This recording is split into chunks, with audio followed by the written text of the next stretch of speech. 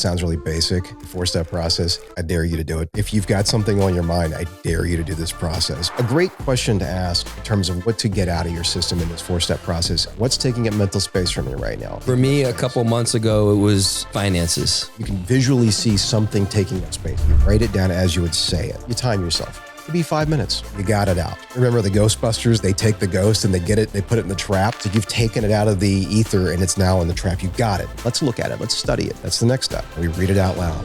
Where are you feeling it? What's the intensity of this feeling? And we slow it down. And then the next step is slowing it down with breath. What that does is that creates space. What's taking up mental space? And we create space. And you can see what you're repeating when I'm repeating to myself over and over and over again in my head. And I can actually slow it down and see what I'm working with. And then the final step, you reflect on all this. How do I feel now that I've slowed it down? How do I feel now that I've let it out? Then translate some of these sentences into more constructive instructions for ourselves. Mark did that for me. And you can really see the power of like the little sentence that we landed on that was so fucking powerful. And he just like kept shifting the sentence and shifting until we hit gold. Our thoughts have gold. We just can't get to it. It's like a refinement process. When they go and they actually mine for gold, there is value in there. It's just jumbled and it's trapped. Once we refine it, there's like, oh, that's the plan. Oh, it was there all along.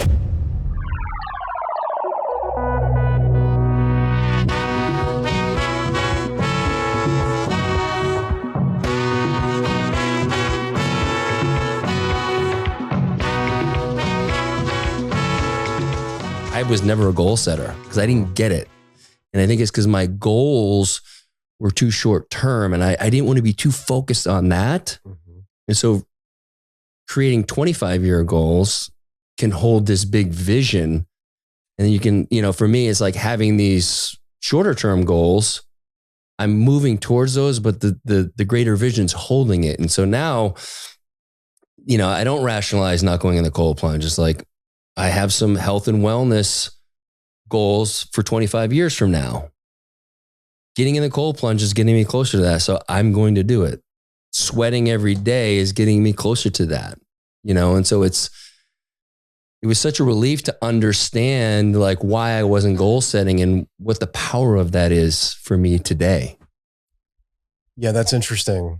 I have close friends that have the same sort of situation going on in their lives. And it's oftentimes the way you describe it, at least, and correct me if I'm wrong, it sounds as if there's an external motivator. You're searching for that because that's that juice. That's like, oh, that's where I'm going. That drives me. And then you keep going. And then all of a sudden, like you said, you're afraid that it's going to go away because then I'm lost, And I think what I've seen work is a lot of people go into this space where it's more about the process. I don't care. It's like, whether it's here or not, you've heard the Jocko thing. Everyone's heard that, right? It's like inspiration's a fickle mistress. It's like if you rely on it, that's when you're screwed, right? So it's that, I don't care what the juice is, if it's there or not. I know that this is right. My gut tells me that getting in that sauna, getting in the cold plunge is the right move. Because eventually if I keep doing that, I'm going to get there. I'm going to discover it again. I'm going to rekindle that love, So I totally feel what you're saying.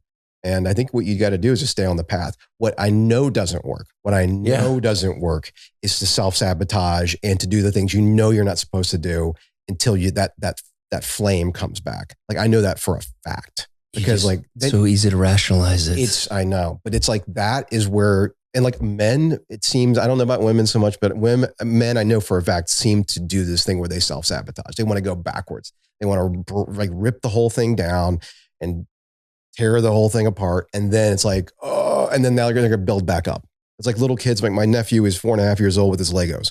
I want to destroy this whole thing so I can build it back up, And because that's safe, because that's chartered territory. You get to go do the thing again. Yes. Versus you're hitting that upper limit. And that's when we shrink down and do that. And it's like, what would it mean if I could push through that? And then it's fucking terrifying. Because it's unknown. And it's like, unknown. And then it's like, I've got to step into this thing that I know I can become, but man, that's scary. Because then all my pacifiers and my baby toys aren't going to be there.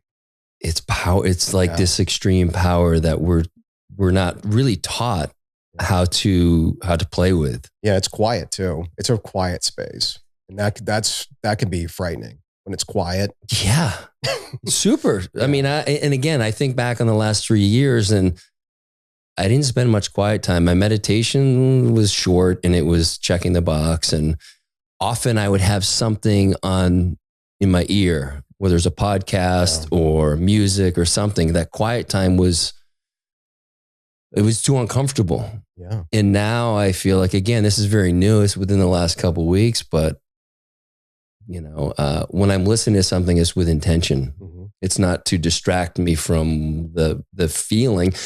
And also, it's okay to do that, to be in that space because we're just not ready. We don't have the tools available. We don't know how to access them. And like to be able to give yourself grace. And I don't know that I did a great job of it. I think when I say I was in a kind of this limbo, almost like a depressive state, uninspired, I still had a lot of fun, and I think, I had a friend reach out yesterday, someone that I spend a lot of time with in the summer. We play a lot of golf together and we have a lot of just really important conversations. And he's like, dude, I would love to talk to you. I've seen some of the stuff you've posted on Instagram and, I had no idea. I thought you were doing pretty well. And it's not that I wasn't doing well. It's that my greater purpose was undefined and I was not on mission. I wasn't, are you familiar with Allison Armstrong's work at all? Yeah, I am a little bit. Yeah. I'm a little bit too, but I feel like I'm an expert because I see my life through this lens right now. Yeah. And there's this whole sense of, the king builds his kingdom. And I had gotten to this point when I retired from trading, did really well. We moved to Austin, almost 11 years ago. And I started to wake up to this other way of life and like spirituality and how things are kind of fucked up and questioning everything. That's what this podcast came out of. And it's like, why can't I just be happy with what I have? I mean, I have so much abundance in these areas. And so I shamed myself into being off mission. And I didn't realize until recently, it's like, oh, that's all I did was I got myself off mission because I thought it wasn't okay to continue to build. And the idea that I'm orienting towards is, no, you still build and you build these deep connections with your partner, your kids, your friends, your community. You do both. And I think there was a point where in my life, and I think Allison does a great job of explaining it, but you're in this stage where it is binary. I only had enough resources for the kingdom. And if I was going to do that, then I didn't have time for everything else. And I decided that the kingdom was pretty good. And I needed to repair and build those relationships with my family. Yeah. And now I feel like I have the capacity to do both. And it feels like, fuck, that's it. Did you find yourself in that process looking at the relationship you have with yourself? What do you mean? So you think about so Mike Bledsoe was he had a really good quote. He goes early on in our relationship, in our friendship, he goes, he's like, Adam, this whole world we're in, personal development, it boils down to three things: health, wealth, relationships. Like all the stuff that people deal with is either like how to build a better, situation with your partner, how to become more attractive to potential partners, relationships, okay? Family relationships, children, wealth, make more money, get out of debt, that whole thing. There's a ton of that. Health, not be sick, be well, be fit, look hot, that whole thing. And I think he said there's three. I think there's the fourth one. And the fourth one is self. Yeah. Because if you don't have the self, those other three, it's like, that whole adage, everyone's heard this. It's a great adage. The person who has their health has many wishes. The person who does not have their health has but one. Yeah. I honestly think that the one step of the Maslow's hierarchy up from that is the relationship with yourself. Because if you hate yourself, if I hate myself, if I'm angry with myself, if I'm short with myself, that's going to permeate all of the next level, the next tier of important personal development goals. So, I mean, that's been my big breakthrough over the past 6 months is is really looking at like what is the situation here. And maybe this resonates, and this is something that's relevant to your transformation. You talking about all the success and the things that you've achieved in many areas of your life. Where Mark England, my business partner in Unlifted, and I first met is in Thailand, in Koh Samui. This is about 14, 15, no, more than that, 17 years ago. And he and I became friends there. One of the interesting things living in Thailand for so long, and I lived there almost a decade, is we meet a lot of people who have succeeded mightily financially, who go and retire and build these amazing villas. And they live literally their life as a postcard, okay? Like looking out over a beautiful ocean, and there's tropical leaves and birds and all this. They have all the accoutrements of success, right? But then they become alcoholics, or then they go and they meet terrible partners and they have slam down fight relationships, and it's destructive. Or any number of things can happen, because I think what happens sometimes is we skip the important step of really repairing and building that relationship with ourselves. And, that's like, I know some people can indulge in that, quote unquote, indulge in it, but we really have to mother and father ourselves first in order to build a better health, wealth, relationship paradigm. I truly believe that now, because I didn't for a long time. And I recently really had that breakthrough, and it's made everything so much better and so much easier. I couldn't agree more. And I think that is the missing component for a lot of us, and particularly for men.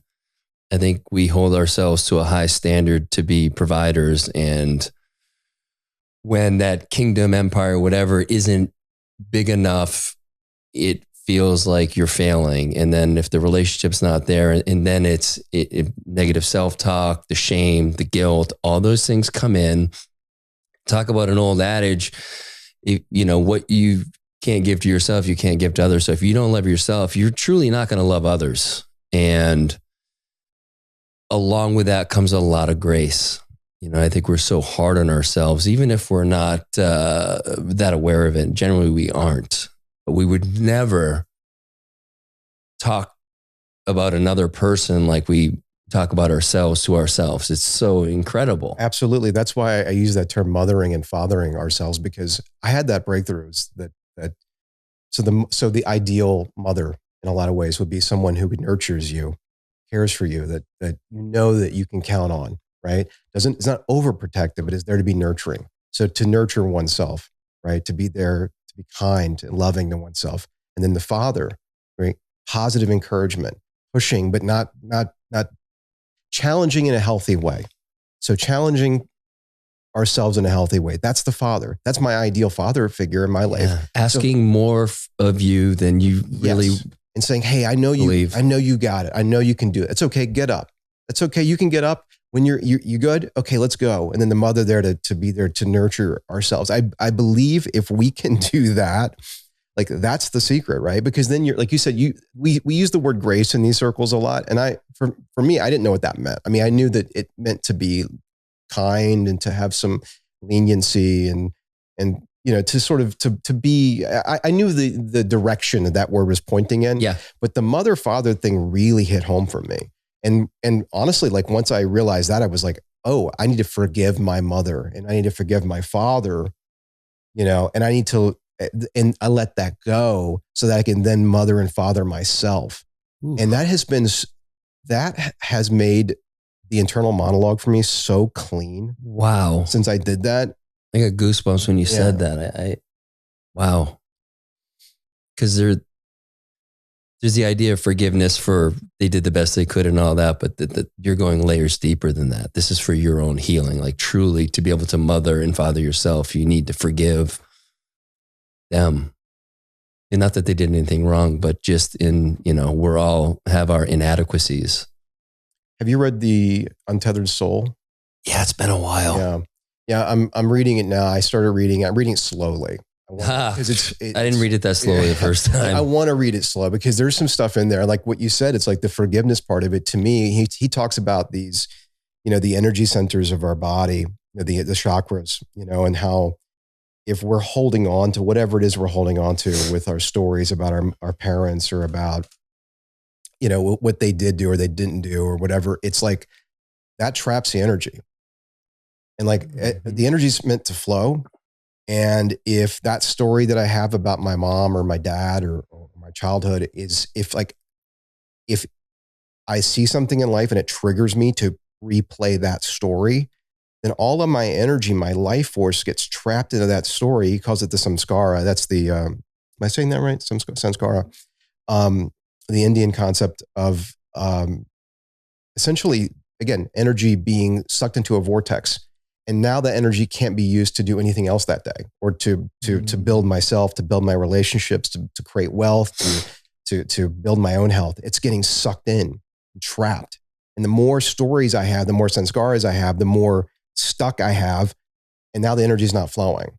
So I think for me specifically, and I know a lot of people are like this because I've met them and I'm friends with them, is that those mom and dad stories are massive energy vortexes, you know. Yeah. So the sooner we can let that go, it's for our benefit as well as everyone else's benefit. Yeah. And there's an interesting piece to that too. But before I go there, I want to reflect on, you're talking about this idea of fathering. And as you were talking about it in this like challenging, this loving challenge, I think back to, I was in South Africa last month with a group of men celebrating my friend Boyd's 40th birthday. And prior to going on this like 4-day kind of hiking expedition, we sat in circle and shared some stuff about ourselves. And one of the things is, what are you most afraid of or whatever? And so for me, it's like, I'm afraid of heights. And sure as shit, the first day, there's a cliff to jump off into the water. And it was maybe 30 feet. It felt like it was 60. Mm-hmm. And there were 15 of us, I think, on the trip, including the guides. And a few guys jumped off and didn't look like everybody was going to have to do it. I was like, phew, I don't have to do this. And then one of the guys who wasn't going to do it starts taking his stuff off. And I go, what are you doing, Andrew? He goes, I just think we're going to have to jump, you know? It's like, okay.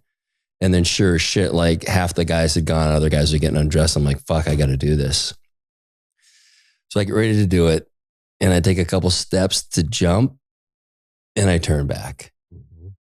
And I do it 3 times. And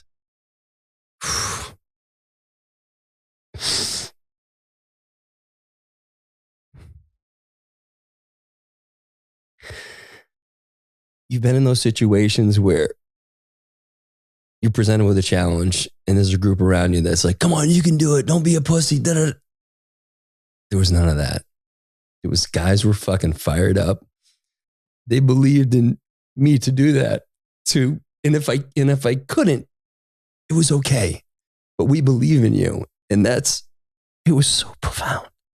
It was so different than what I've experienced in the past. And it's not that hasn't happened before, but in that moment, it was like what I needed. It was the courage to just do it, be okay. So I'm glad you brought that up because for me, it's such a beautiful memory and a reminder of who you surrounding yourself with. Oh yeah. Yeah. Thank you for sharing that. I whenever Jordan Peterson says that thing about how men specifically, all they need is just a little bit of encouragement. It's like, you have no idea with men, because men are so long in their lives, especially young men when the testosterone's super high. This culture is like, hey, pussy, like you said, hey, you. Yeah.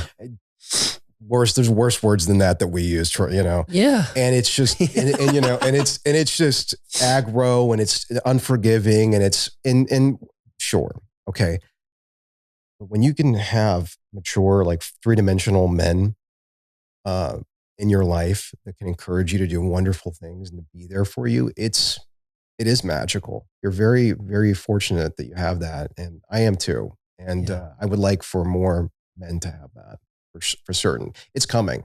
We're like we talked about it before, is that these satellites are popping up. These communities are popping up throughout the world, and men are going to be there for each other. And they're 3-dimensional men. It's not just a bunch of men, doing one part of being a man. It's all of it. And that's what it sounded like to me with your situation. There was a challenge and they were there to support you in a positive fatherly way. Yeah. You know? Yeah. Well, it's interesting. We talk about grace, right? Yeah.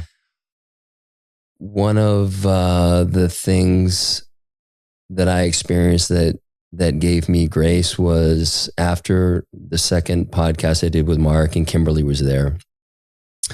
Mark offered to do a call with me. Mm-hmm. And I was a little resistant at first because of, looking back, as like where I was, it's like, I'm just not ready to explore any of this stuff. But I said yes, because I just trusted, like, I know you don't want to do this, but you need to do this. And so Mark took me, and I want you to kind of talk about this a little bit, but Mark took me through the 4-stepper. Mm-hmm. And it's been recorded and it's just been sitting on my desktop. And I was listening to it this morning. And it's like, okay, I need to get this edited because there's some, as you know, there's some 10-minute periods of me writing. And I want to share it at the end of this episode for anybody who's curious about what that looks like, because I think it's such a powerful tool, journey, reflection. But the idea is there are 4 steps, and I'll let you kind of go deeper into it. But first of all, you write it down conversationally, whatever the thing is, right? For me, it happened to be my impact with the podcast. And it was like, where are you right now? Phase 1, 4.5 years in. And then, so write it out conversationally. Step 2 is to read it aloud. Step 3 is to read it aloud at 70% of the normal cadence. So allow for the breath to get in there. And then the 4th step is to breathe almost in between each sentence and really deep breath and allow for what to come. And each time I read it, something new emerged. And each time I went through it, it was a shifting. The energy kept like up leveling. I could start to see how the original piece that I wrote, there was a lot of negative self-talk. And as I started to pull it apart, I was able to shift in that. So it was a beautiful process. Where we landed, I'll leave it, for people to listen to it, but it was very emotional. Yeah. I'm glad you see the value in that. That's, it sounds really simple. It sounds really basic, the 4-step process. I dare you to do it.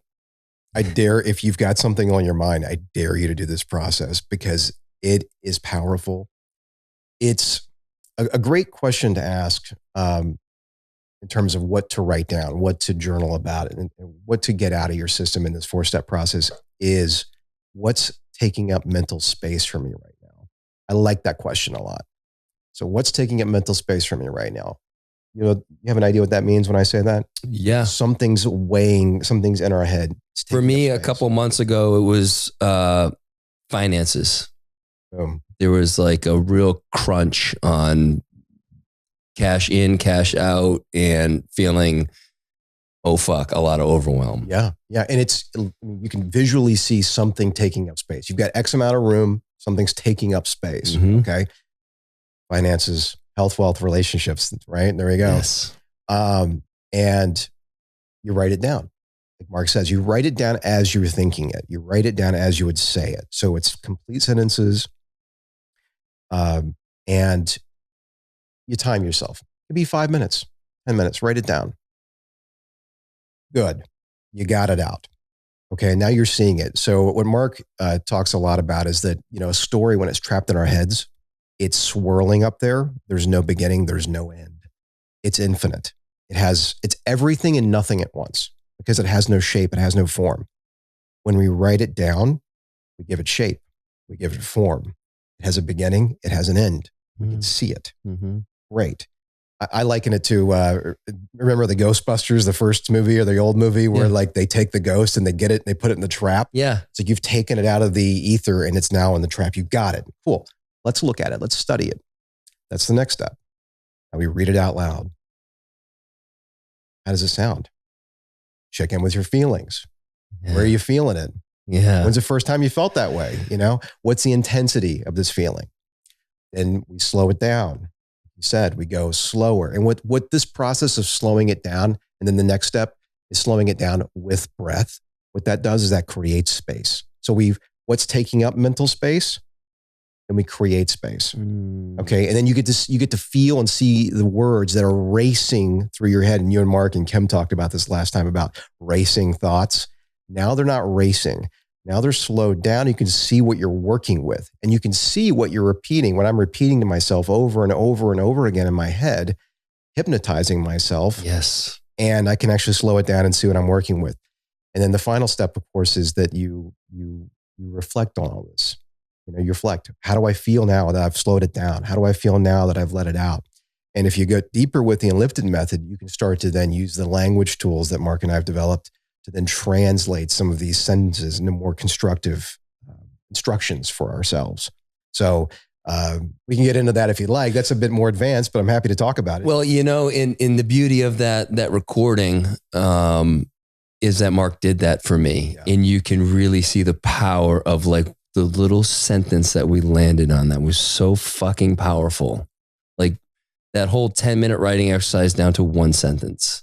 Yeah. And he just like kept shifting the sentence and shifting until we hit gold. Until you get the gold. Because there is gold in there. Our thoughts have gold.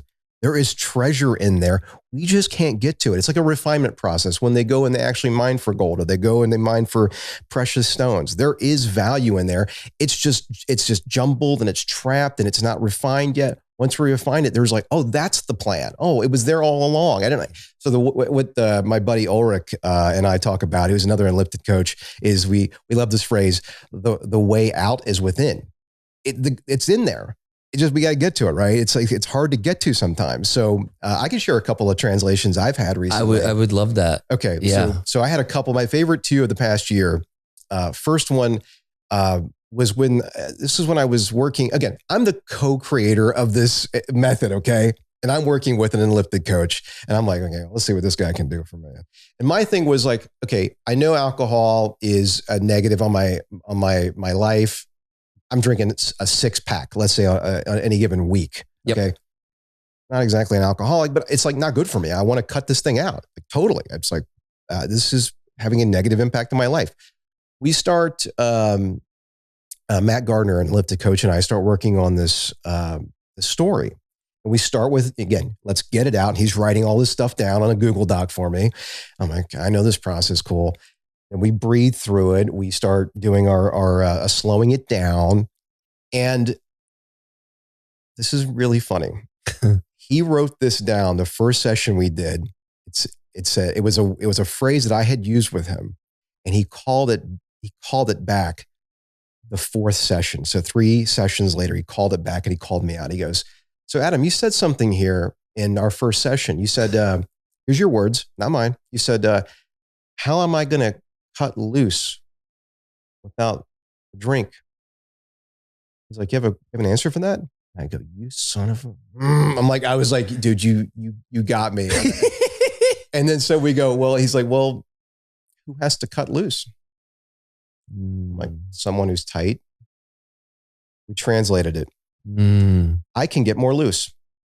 I can stay loose. So I went from, I want to stop drinking to I want to stay more loose. So the next year is like, so the goal was there. The goal was, but I want to get more loose and stay loose. It was hidden as this message. I want to stop drinking alcohol, or how do I cut loose? It was in code. I had to get to that. Right. Yes. So that was my second favorite. My first favorite was recently.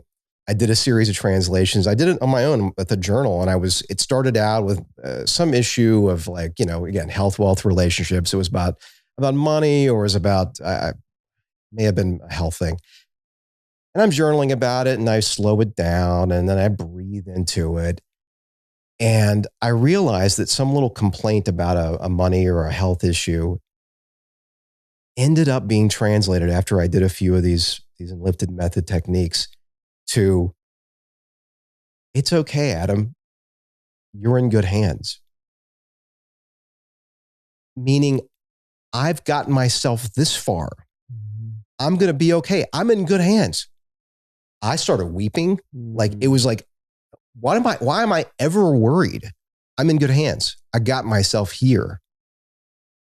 It started out as some stupid money or health issue. I say stupid. It's like, some rudimentary thing. And it ended up with something so much, but it was gold, So again, Mark and I like to keep things simple, and this process is a very simple process, but the outcome of this process is anything but. It's the most valuable. That's beautiful. I'd love to dig into a little bit of some of those challenges that you were there for you for along the way. That when you landed on that statement, it's like, oh yeah, I have. Look at this journey.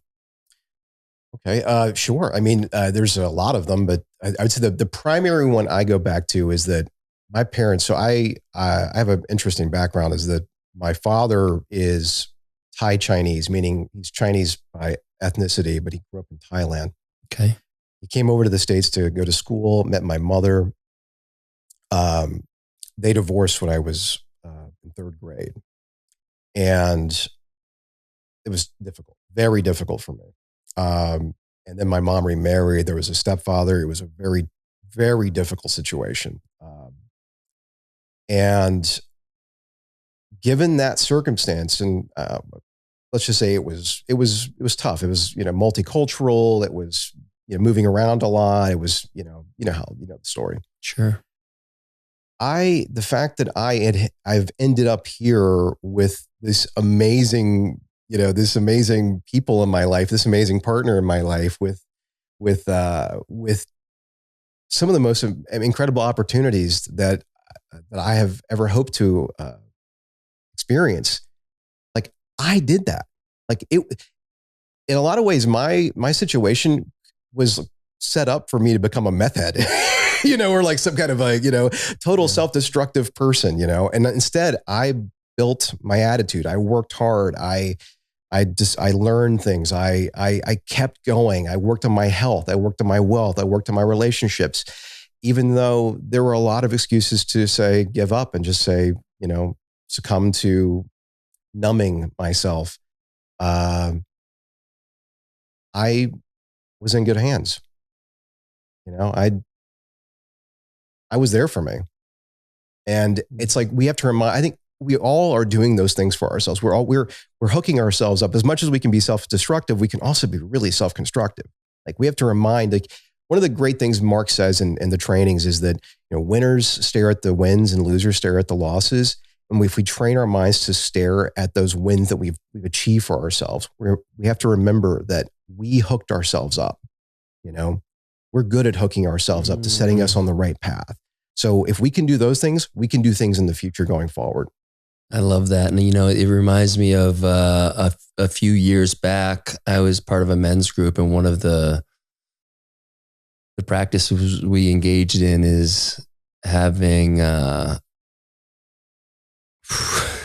I go again. Hey. Yeah, I know. As Mark says again, we're not here to get over it. We're here to get in it. Yeah.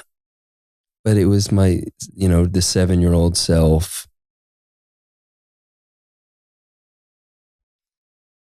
To write a letter to your current self and just reflect on,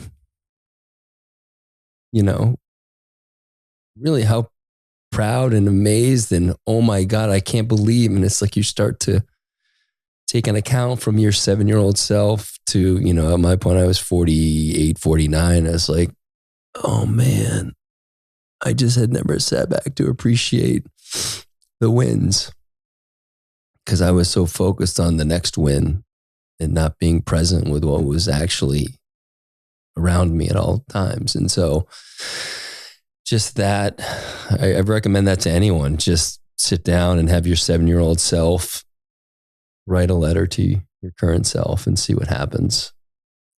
That is, again, I'll shout out to my friend Ulrich. He's a coach as well as a successful entrepreneur. And he said, Adam, the craziest thing that I've discovered in this second career as a coach is that when I work with clients, it's so much harder for them to sit down and write about their wins than it is their losses. It's so much more difficult and that's why Mark teaches it in level 2 in our Unlifted certification, not in level 1. It's for some reason, and Cal, maybe you can answer this. I'd love to hear your answer. Why is it so hard for us, either in our culture as individuals, to celebrate those wins, to look at those wins and say, yeah, I did that? Yeah. I mean, the first thing that comes to mind for me is that we're taught you work on your weaknesses and to never be satisfied and to keep going and grinding. And so celebrating wins is not aligned with that. And again, part of the major reason for this podcast is so we get to explore things like this that maybe I haven't explored before. It's like, yeah, what are we taught? Why is it so hard? And what happens if we say, fuck what we were taught and go with what we know? Truly know with our gut, our intuition, our instinct. And it's when you get it put into practice,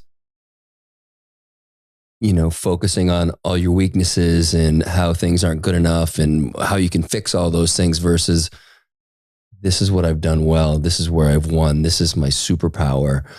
Let's stay in that energy and the other stuff will take care of itself.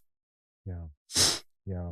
Yeah, and there is this. It seems to be an asymmetric quality in this society. Did you watch the Michael Jordan documentary, The Last Dance? Yeah. Is Michael Jordan a happy guy? No. I mean, I felt the same thing. I'm watching, like, God, a fucking guy. He has everything. Yeah. And there's, and that's part of what made him great was that drive. And boy, it does not look, that's not how I want to feel. I mean, I just saw this clip yesterday going around of Shaq saying something like, I live alone in a, whatever, 100,000 square foot mansion or something like ridiculous. It wasn't 100, but something 40,000 square foot home or something. Cause I've ruined my family. and it's like, what's the end goal here? We want to be great just to be great. And then what? Tiger Woods. I mean, who wants to live that guy's last 20 years? I mean, I don't, I think there's, what did Joe Rogan used to say when he was talking about, he would go to the MMA gyms and he would see a guy with his son and he would, the dad would say, hey, Joe, you think my kid's going to be a wonderful champion one day? And Joe would say, not if you keep being nice to him. It's like, it's like you think about how greatness is asymmetric, disproportionate. Yes. Sometimes. And like, I think we should have a choice, right? Like, it's like, can we challenge ourselves to be better, but also be kind? Like, be kind to ourselves. So it's like, again, mother, father, right? So it's like encourage to do more, but also to have that stability and that kindness to be there, to not become a psychopath, right? Because Michael Jordan is a psychopath. What did he say to that guy? He's gambling with the guy in the hallway, and he's or on the airplane, and he's like, Michael Jordan, why do you want my $5? You're a multi-millionaire. He's like, well, I want the $5 in your pocket. Well, that's a psychopath. I don't want to be that guy, right? But it sometimes that's the price you pay, right? So what's the lesson here? What is it, Cal? Well, and I love that too. I love that you bring up like I hadn't heard that from Joe Rogan, but it's very on brand for him. It's like, yeah, you want your kid to be a champion. Like he needs to have kind of a fucked up childhood. Otherwise, he's an anomaly. But I think about, speaking of Joe, speaking of stand-up comedians. I don't know if you're familiar with the show podcast Kill Tony. With Hinchcliffe, right? Yeah. So what's really interesting is when, so for people who don't know, it's a show where it's a live podcast and they pull names out of a bucket. These are inspiring comics. They give 60 seconds of their bit, their kind of act. And then Tony interviews them for 5 to 7 minutes. How that applies here is he'll see someone who's got shitty stand-up, shitty stories, whatever. He's like, both your parents are married, aren't they? Yep. And it's just like someone who's got a great bit. And it's like the guy's kind of fucked up. or the gal, like, and it's these great comics have a lot of pain in their, and unfortunately there are ones that commit suicide and they die young.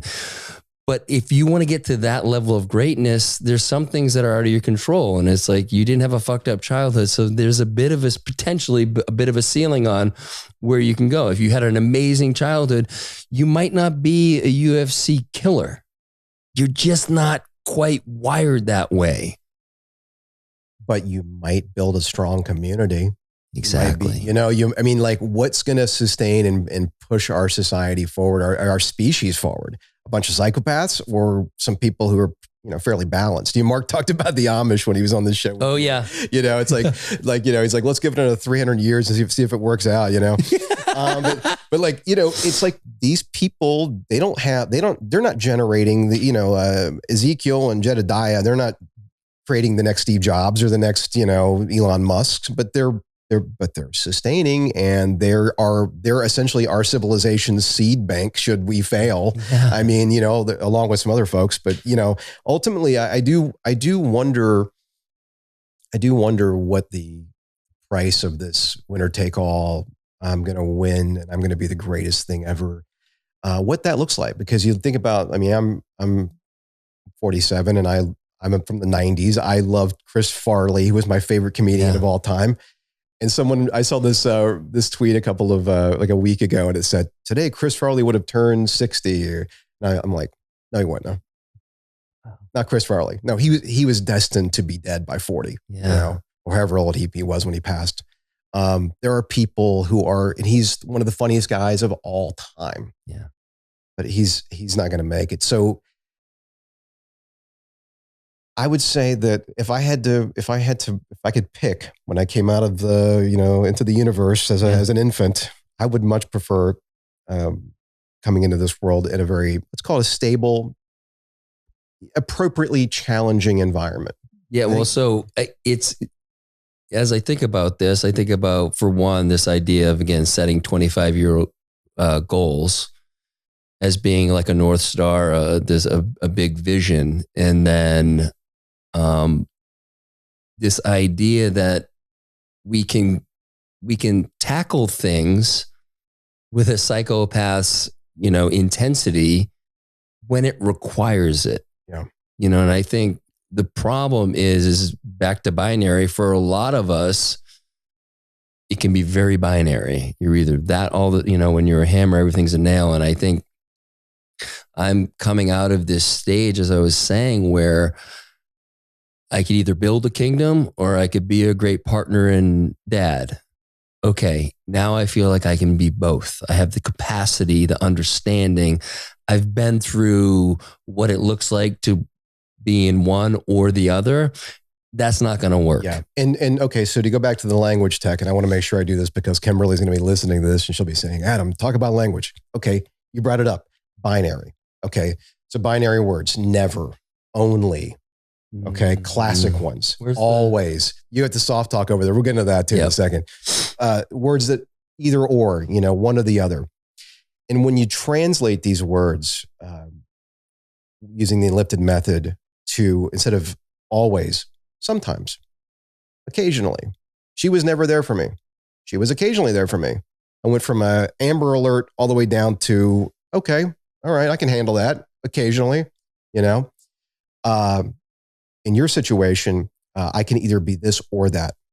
One of the great translations that Mark uses with people is he goes, I can be more of this versus being that, because being that is a static state, right? It's just it doesn't move. It's like, how am I going to become this monolithic? It is. It's a very defined, yeah. And you're there now, what, right? That's not how life works, right? It's like, I'm going to go to the gym. I'm fit now. It's like, no, it's a process. So you become more. I want to become more of a father, a great father. I want to become more of a great business owner. I want to become more. And you just, and I again, what this does is it takes the restrictions away. Because did Mark use the word puckered when he was on here? I can't remember. So he's a Southern guy, okay? Yeah. He uses this term, and I think it's a fantastic word to describe how a lot of people, let's call it, walk around. And that's puckered, like It's a Southern thing, let's say that there's a certain orifice that's tighter than it could be.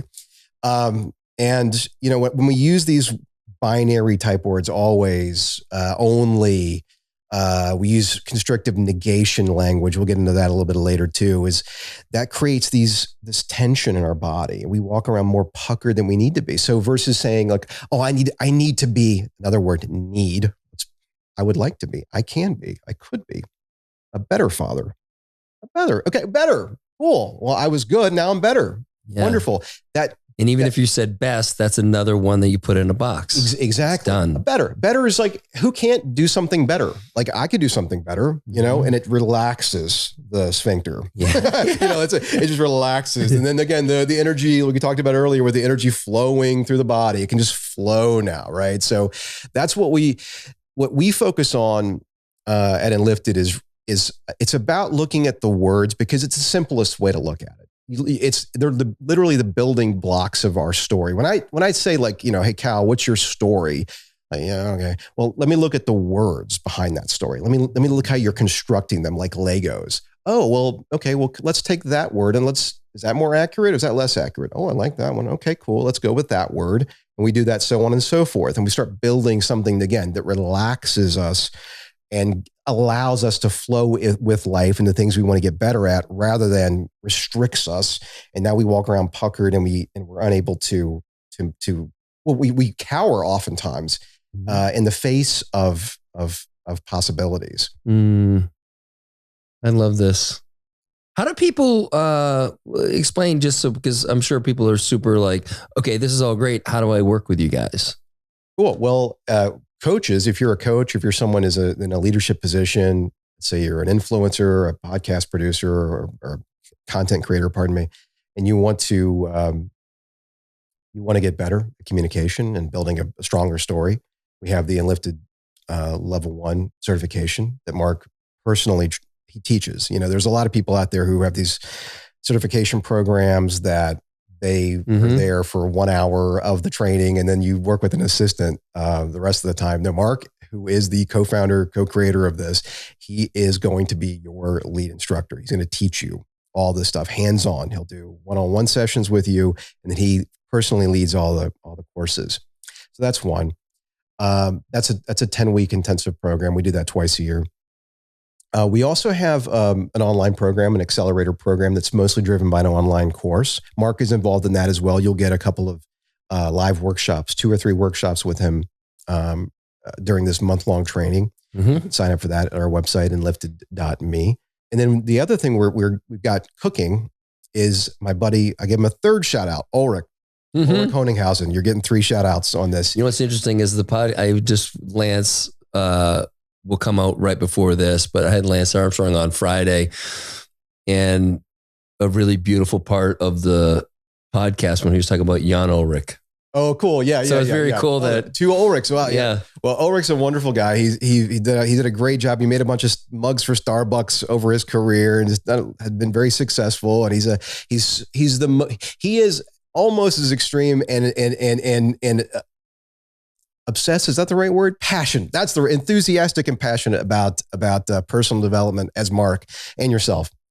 And he and I are working on a journal, an Unlifted 4-step journal that we can sell in retail. We can sell, and white label for men's retreats and different types of events like that. And it'll be the guidebook for what it is that we do. So it'll have both an activity and journal section, and it'll also have some educational materials on how this language model works. So you can do the whole let it out like you did with Mark on the phone.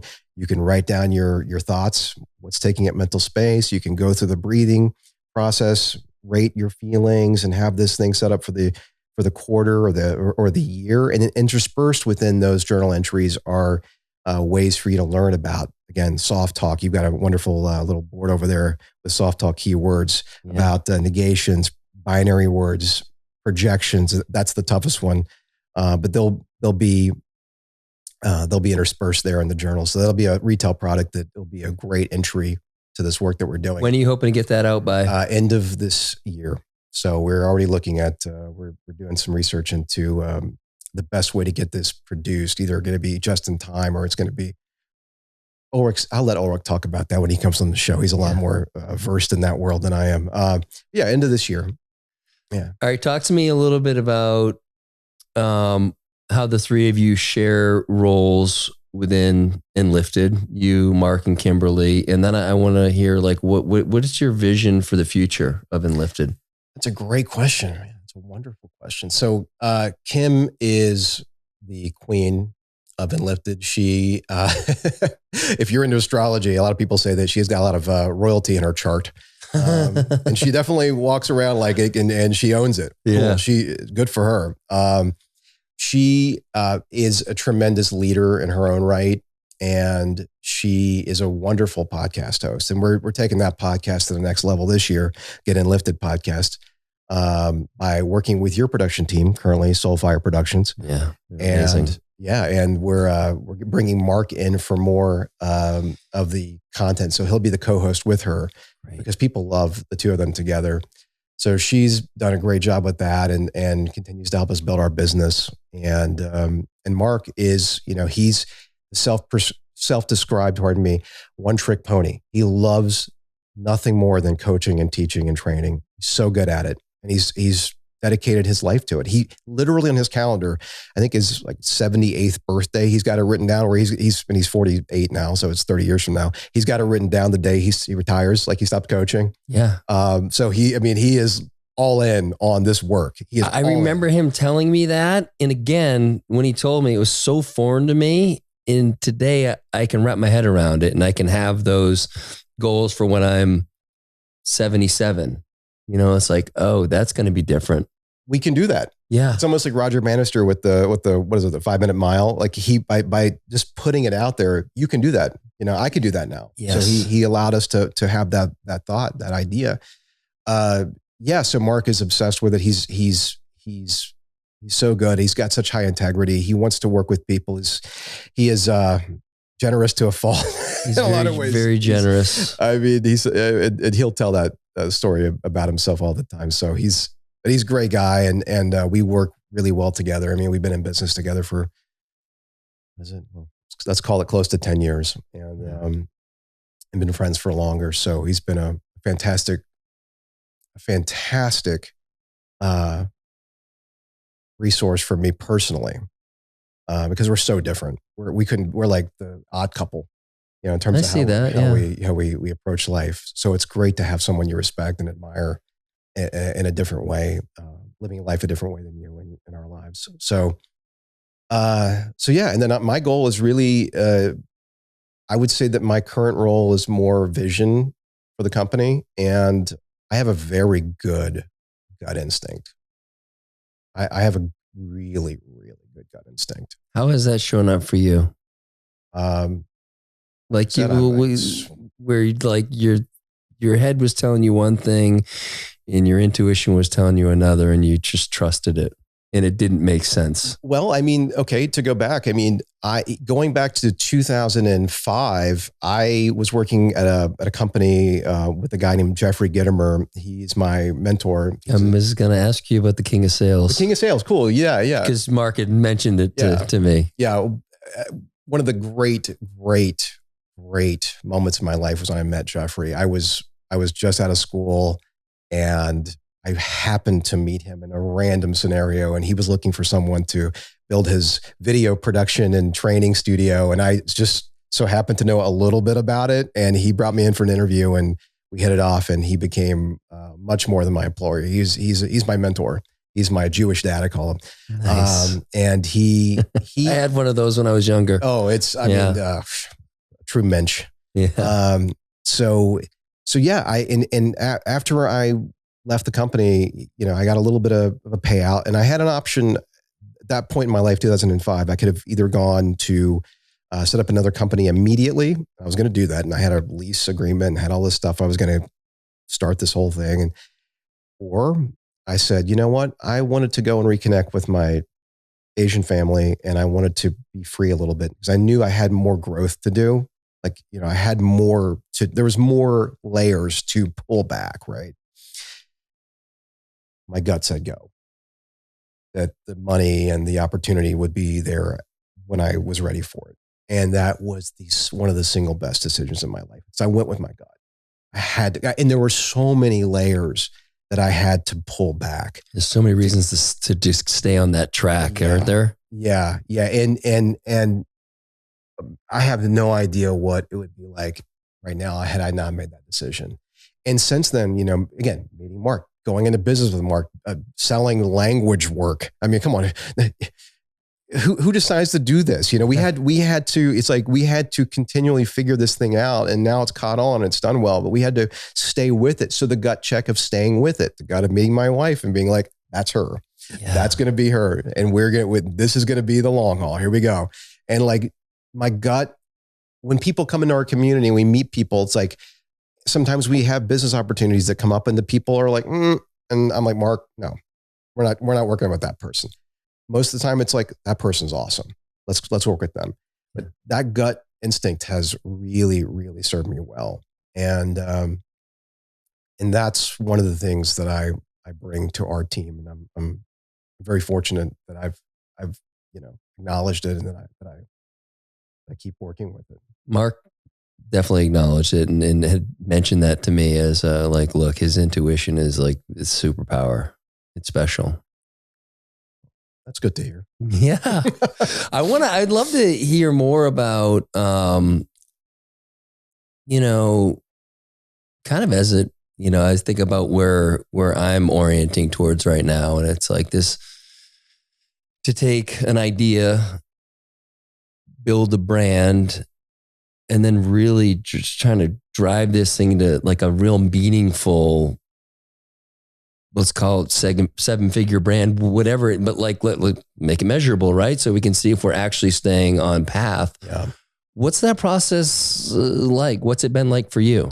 Yeah, it's really interesting. It's our goal for 2024 and 2025 is to start really growing and scaling the business. We had to figure out what the business was. That took several years, right? We started out, we thought we were going to do, live trainings for CrossFit gyms and stuff like that. And we built a certification program, and that was something that Mark had designed and implemented on the fly. And it was so popular and so effective. Guess how many Google ad dollars I've spent or Facebook ad dollars I've spent in the past 4 years? Zero. I mean, it's all word of mouth referrals. Yeah. People, sometimes Mark will go on a podcast, and that helps, of course, too. Like Paul Check, or he'll go on to Ben Bergeron or Cal's show or Luke Story's show, and people will come in that way, and it'll grow the audience. That said, I mean, so many of our customers are through referrals, and it's because of the work that Mark does. So now it's about, and so it's a high touch program, the certification. Now it's like, well, how do we scale? So one of the things we did was we did partner with a team out of Florida called Freedom Builders, and they have worked with some people in our network with Ryan Spray. Yeah. And did they work with, do you know Jason Picard? Of course. Yeah. They work with, that's one of their star clients, Jason. Yeah. So Jason.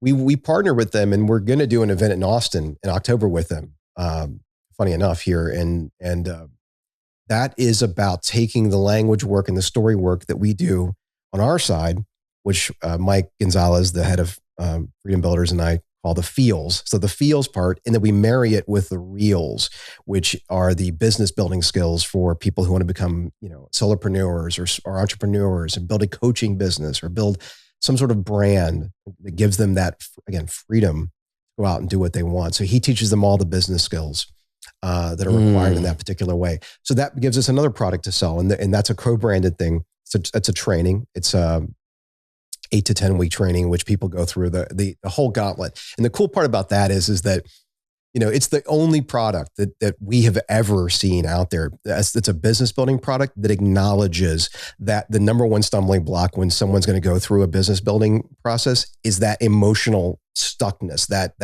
puckeredness that Mark's talking about.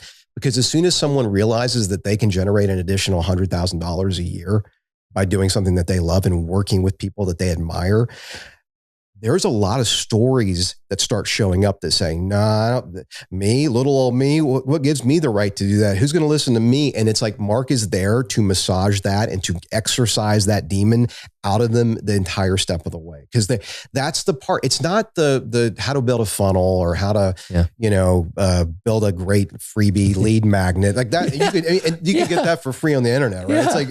It's like, it's really about how do I solve this part, this story about myself that's limiting myself. And the further along, we're doing our first 2 cohorts right now, they're wrapping up in a couple of weeks.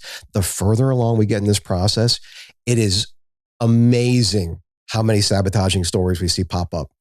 And they show up in so many different flavors. I mean, it's you name the flavor of like, I'm not good enough or I don't deserve this. It shows up. Yeah. And it's like, wait, when you started this course, you're telling me how great you're going to do this and how wonderful your idea. It's like now it's like all these excuses. It's like, and it has nothing to do, so little to do with the actual workload, or the knowledge or the skill. It's the story. It's the story. And that story started with when they were 12 years old or 10 years old. And this person said this and that person said that. I'm laughing. And you get why I'm laughing because it's like we've gone through this ourselves. Absolutely. When's the next cohort start? That one starts. We're going to launch that one again. We're having the event here in October. So it'll be in the fall, late September, early October. Austin. We'll sell it then, and then they can enroll and they'll start doing the live trainings in November of 2024. So that's coming out. So Lindsay and I are going to sign up for that. Yes. Look at that. I made a sale right here. You made a sale. You made 2. Hey, Jeffrey Gettimer, I made a sale. There we go. That's right. The Prince of Sales. Yeah, there we go. I love that. So yeah, I mean, that answers my question perfectly. Like there's, now that I'm open to what building my brand is, I anticipate there are going to be those things that come in and say, not so fast. Really, dude, come on, look at that guy. He's doing it. You're not him. And I know deep down that it's within me that I have that power to create all that. It's just, it'll be nice to have some support and challenge in really working through that versus trying to just bypass it because it'll always come back. Oh, by bypassing, you're going to make it stronger. Yeah. It's like, that's how that stuff works, right? I'll just power through it. Oh yeah. You're going to power it up is actually what's going to happen more than likely.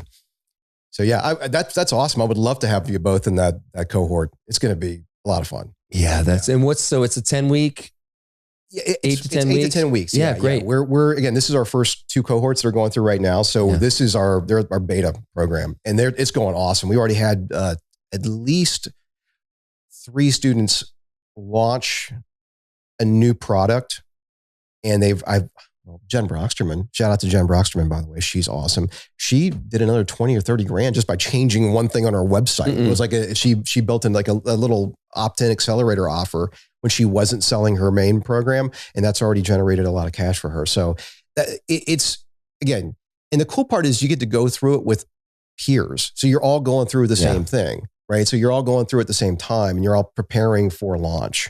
And it's so all that, again, that's those feelings of, I'm not good enough. Yeah. Who am I to do this? You get to work through that together. I love it. I want to shift gears a little bit and maybe we'll just kind of land on this as we wrap, but I've spoken a fair amount at different times about how piss poor our education system is. And again, part of it is through experience of my own experience. I enjoyed school. I liked the game of it. So I didn't have a problem with it. But I see with my kids and other kids how hard it is and how it is not serving really any of my 3 kids. And I know you have a real deep passion for this subject and you've done a lot of kind of contemplation around it and work. And so in any way that you feel you want to share, I'd love to get your thoughts on that. Yeah. I mean, the specifics of it, I mean, I know you've Dennis Merolda, you've talked with him or about him. Yeah, for sure. He's a former principal who's now doing a lot of this same work we're doing, helping young men. And he sees he's been on the ground, I'm looking at it from someone who experienced that system firsthand, as someone who changed school systems a lot. And, and I've often been observant in my life about how things are working as a system, because being cross-cultural, things like that, I can see things from a perspective. And I saw the school system like this when I was younger, when I was in it.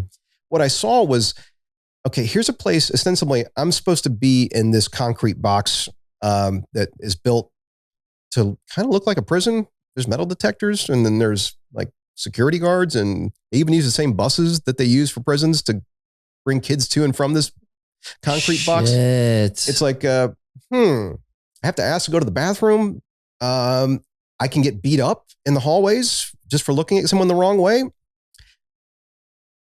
Food sucks. The food's terrible. You got to wait in line with these metal trays. I'm like, where are the striped uniforms? Where's the number on my chest? It's like, what's going on here? So like, and I noticed that the vast majority, the bulk of my learning, again, and this is, I came of age pre-internet. But I did this on my own. Like, crazy enough, so I have a background in videography and production. Well, how do I know this? How did I get started with that? Well, during my lunch breaks, my senior year, I would go to the library. I would open the AV room in the library. We had this VHS triple deck editing system and 2 cameras.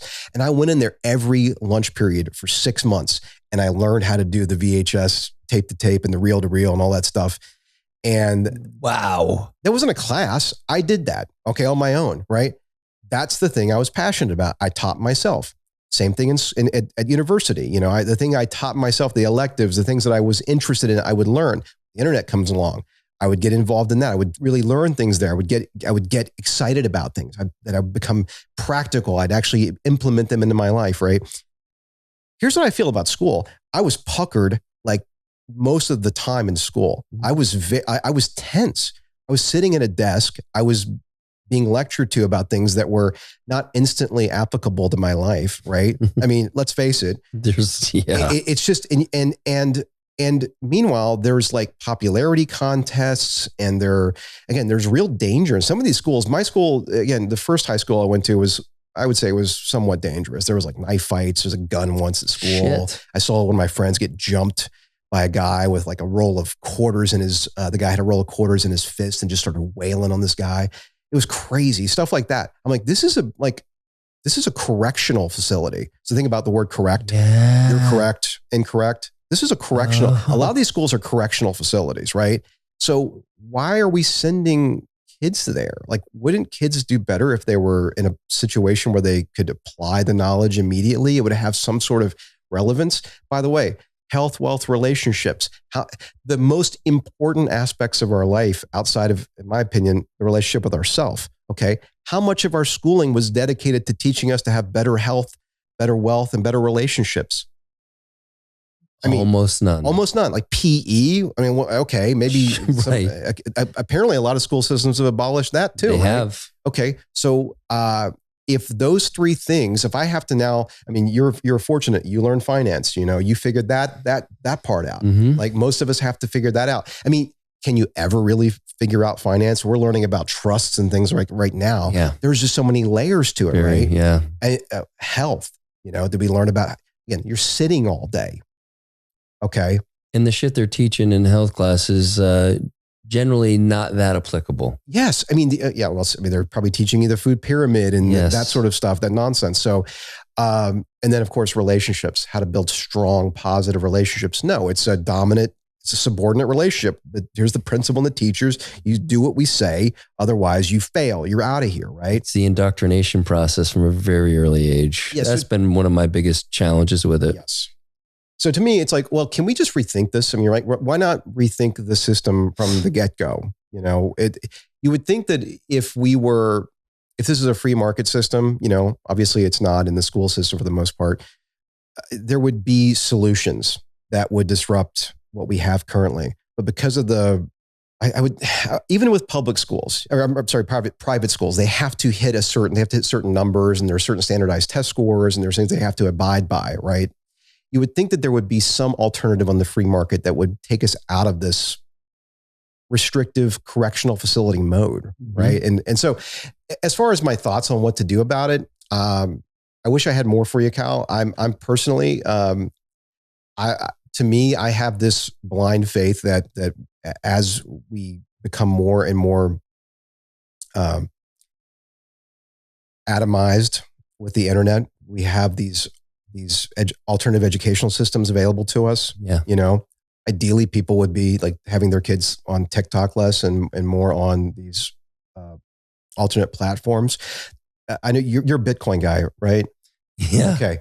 So Michael Saylor, the Saylor Academy, I mean, like stuff like that is just so cool. Like that's available for free. You know, I mean, you can learn so many subjects for free. You know, if you have a parent who's engaged, they can learn along with you. Well, that would be so much fun. You know, so as far as what to do specifically about it, that's a big question. That's a very big question. I think there are these, as you said, these alternative opportunities that are happening now. My oldest is 21, he's in college, and then I have a senior and a junior. So they're like, we're fine. Like, we don't want to go to some weird school right now. Like, we'll finish this out. And I've tried to hold the vision for them. Like, this is a game. Let's just get them through this. They want to go on to college. Okay, great. If they don't, fine. Like, we'll figure out whatever. But there are like Tim Kennedy. He has a school here outside of Austin. I'm blanking on the name. Mark's worked with him before, actually. And I'm blanking on the name now too. But it's what you're talking about. Yeah. And I know Mark connected me with Matt Boudreau. Yes. And I know he's just got a very much aligned with what you're saying. And he has done so much work there. He's been in the system and he's creating new system. And these guys are doing great stuff. And there's a lot more to be done. But thankfully, there are some opportunities out there to reimagine a completely broken system. Well, let's go back to our language tech, right? So again, can we do it better? Okay, so versus fixing it, that's a big that's a great puckering sort of idea, right? It's a big idea. It's how do I fix this? So when will I know it's fixed? When will I know it? It's like, can we do it better? Can we have a better educational system? Can we have our kids have a better experience as they go through the schooling system? I think that's, again, step by step. I love that. Unpuckers. Look at you just doing the unpuckering. A lot of process. I have a lot of experience doing that process. Well, it shows. And I'm excited for not only for Lindsay and I to be involved this fall, but for everybody listening to really engage with your work. I highly recommend it. Your team is amazing, the three of you. I've loved having each of you on. I'm so glad that Mark reached out and said you were in town. And frankly, I mean, I would have done it anyway because I love Mark. But I will just say this now. Today's conversation was amazing. And I felt I mean, you saw I got super emotional a couple of times, which there was a time when that would happen more often. And so it feels good to be able to touch those parts again. And so thanks for being here and holding that space and all the work you're doing. And I really love this conversation. Thanks, Cal. I really, really appreciate we had a chance to move energy together. That's what this is all about ultimately, right? It's moving that energy. Yeah. Love it. Thanks, brother. Thank you. All right. How long has your podcast been going on for? I released it in January, February of 2020, but I started recording episodes. I think the first episodes were May, June of 19. So, it's been almost, 5 years, 4.5 years, kind of in process, kind of doing the work. Got it. So that's point A. The first time you sat down, recorded, and today is point B. Let's give that block of time a title. could be whatever. You talk, I type. No, I was gonna say, it feels like almost like phase one feels like this 4.5 year period. That's exactly what I was. I can type on this Google Doc. Cal can type on this Google Doc. And here's the thing, everybody. People keep their words in their head. And that means that they don't even have a draft to hand in about anything. There's a big difference between words in the head and words made manifest, whether it's a pen or a piece of paper. Then you have a draft that you can, quote unquote, hand in and draft and craft and get some breath in there. And your mom said, don't play with your food. I'm telling you to play with your words. It's so much easier to play with your words when you can look at your words. You know, let's get all Alan Watts about it once again. When we learn to think about our thinking, we become alive in a new way. It's so much easier to think about our thinking when we've externalized the words, the sentences, the thoughts. So we got phase one right there. Go ahead and write, Cal, about phase one. And you could, if you could probably write 15 paragraphs or pages about phase one. And let's go for about 10 minutes. Okay. 10 minutes. And this is important, to write conversationally. So what's conversational writing? That's exactly what it is. It's writing as if you were talking, as if you were telling the story. Because for whatever reason, I don't make the rules, folks. And for whatever reason, conversational writing, it has the magic. It summons the magic. Half sentences and bullet points do not cut it. Okay. And when it comes to something like this or anything, most things for the most part, you want to err on the side of more detail than less. So go ahead and write out phase one, what it's been, how it's changed you. I'm sure it has. The energy that it's created, the impact that you think or know it has had. I'm sure you've gotten hundreds of testimonials from people that love your shows. I mean, it's an honor to go on your show at all, and I've gotten to go on twice. It's a wonderful experience. Thank you.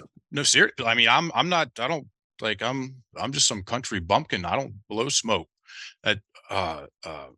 I've been on 378 podcasts so far, and going on yours it's in the top 10 as far as overall experience, for sure. I mean, getting to go to your place and just the Polaroid. I got the Polaroid right over there on my desk.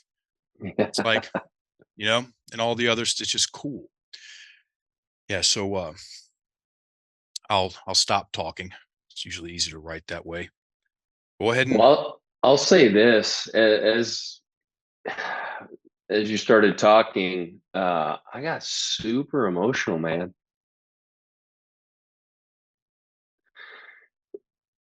And I was trying to place what it is. And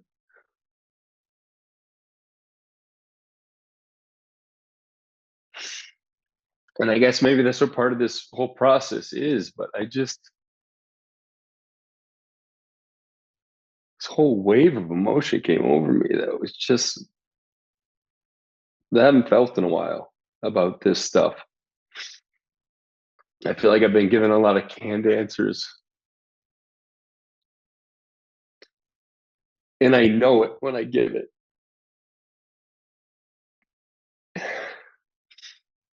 And it doesn't feel like me. And there's this part of me that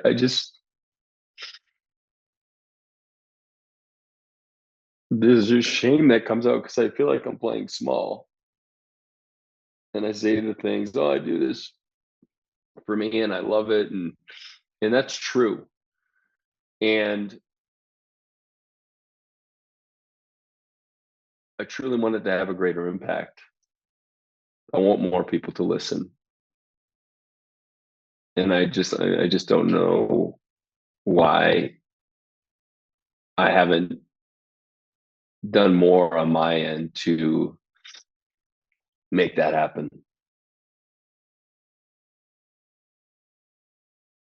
So I just wanted to share that as it was coming up for me. What I can say, and I'm a questions coach to the core. Questions, and very rarely do I have an answer for someone. And in this case, I do. And here's the answer. It's not even an answer; it's a fact. You're in the arena, dude. You're in the arena. Most people are spectators, and most of the time, and I'm speaking from my own personal experience. I'm living this right now. If you want to play big, you gotta grow big in the arena. You don't get to grow big on the stands and then walk in there like the heavyweight champ of the world. That's the kick in the nuts about the whole thing. Is if you want to grow, you got to get in there, and it's called growing pains for a reason. And by all means, let them emotions flow, buddy. It's part of the game. It's part of the process. This is alchemy. Okay. Like I said before we started recording, I'm the most basic dude in the transformation space by design, natural design, and on purpose. So all I wanted the words on paper or digital paper, and then the rest will be what it is. And there is an alchemical process to storytelling and change and story changing our mindset. It's the story we tell ourselves, for damn sure. Part of us gets burned off in the process, like dead wood getting burned off like dead wood, if you want to get all Jordan Peterson about it. And you know where's a good place to start, buddy? Writing out phase 1. Yeah. Just and it'll flow. All right, here goes. Yeah.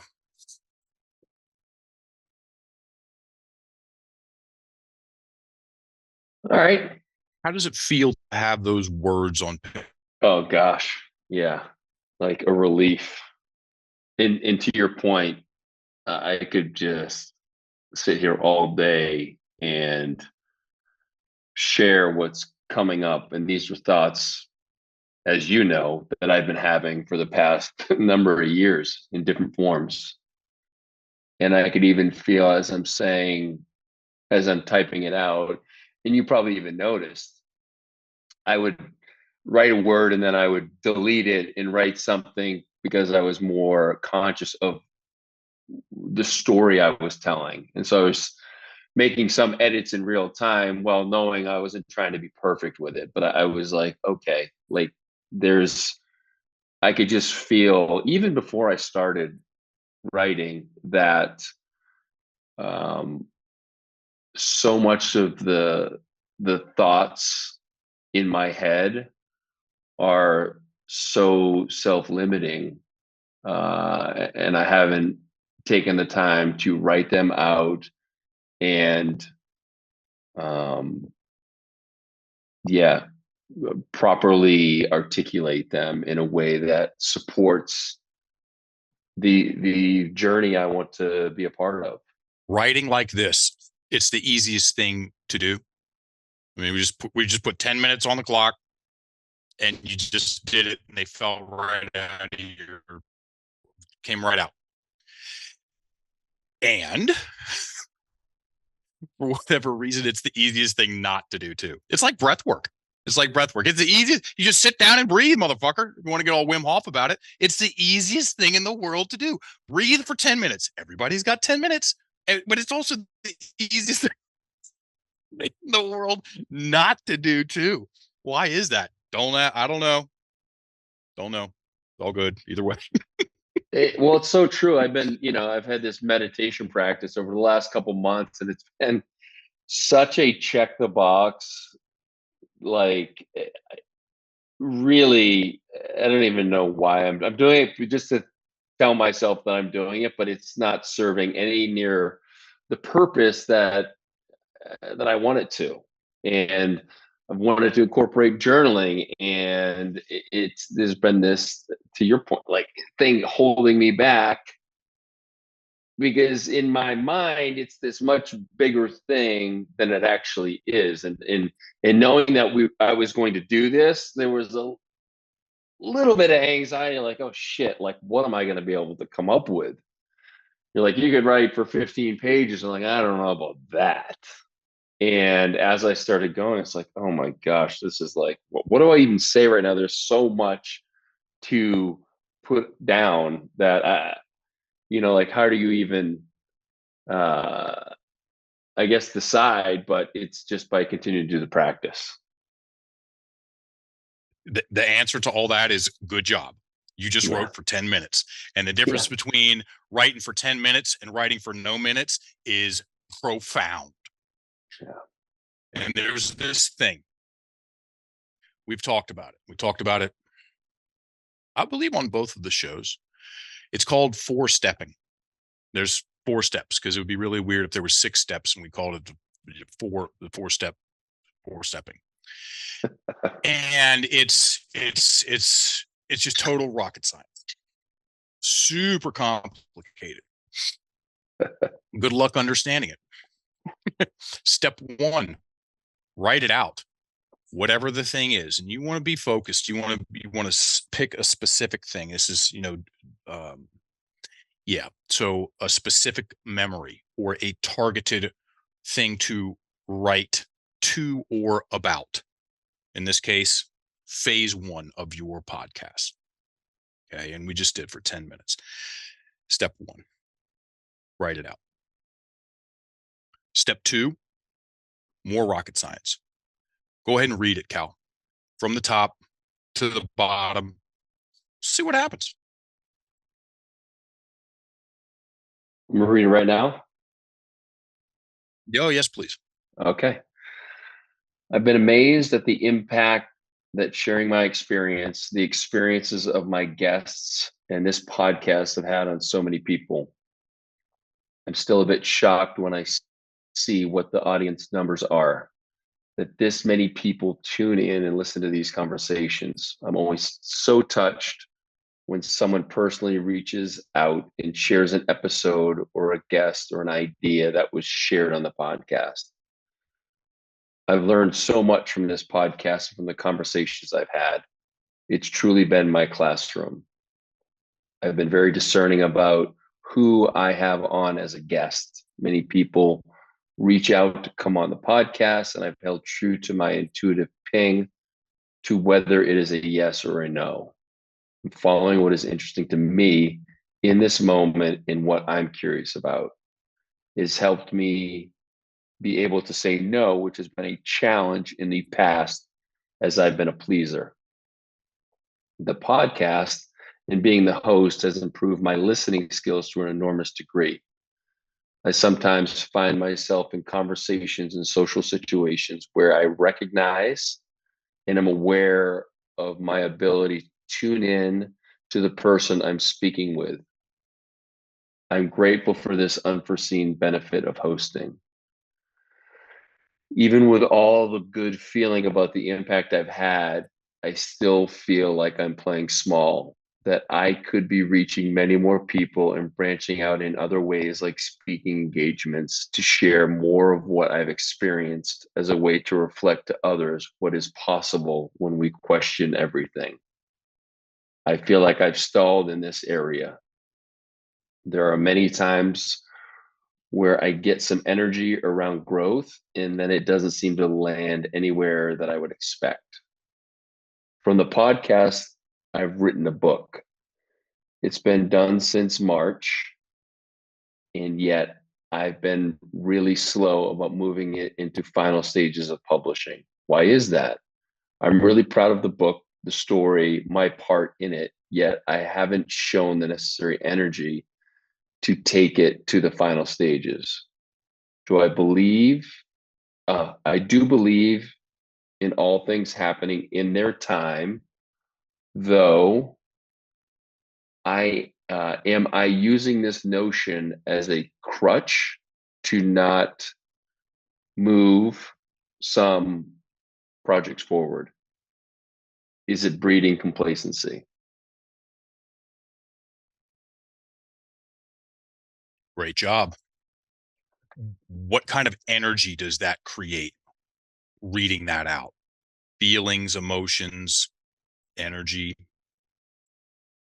Yeah, there's certainly a lot of gratitude around the experience, but I would say, just reflecting back, I feel really proud of the work.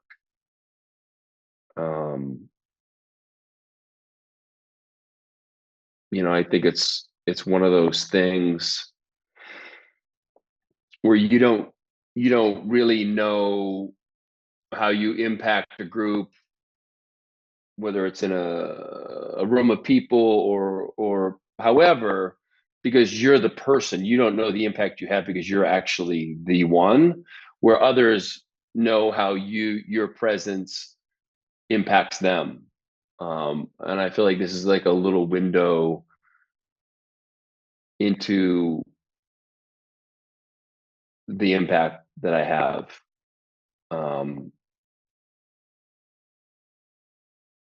Yeah, I've always been a connector of people, a bridger of ideas, and bringing different things that don't seemingly go together.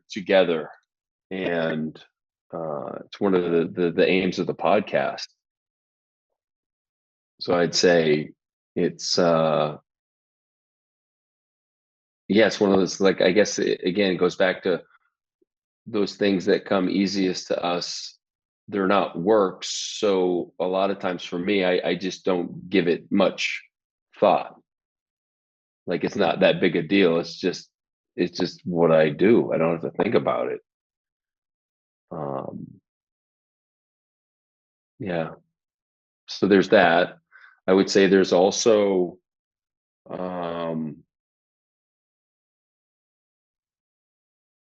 there's a little shame in there for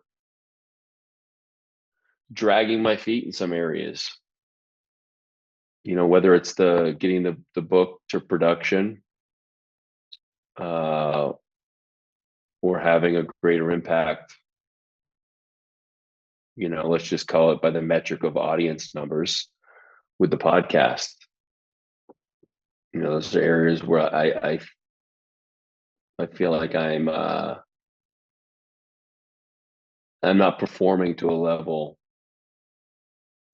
that I would expect.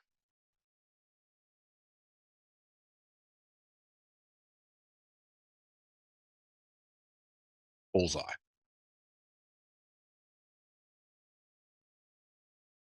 As in, nailed it. Read it, and I asked him what he felt, and he said what he felt. That's it. That's it. It's the premise of, you ever done any improv? Never. It's wild, dude. It's wild. And I love watching it. I know, huh? It's a total art. I did this in 2019 with Danny Rios. He and I were, he was in Imperial Beach and I was in Encinitas. Mike Bledsoe and I were in the same house together. Very fun summer. And we, Danny and I took an introduction to improv.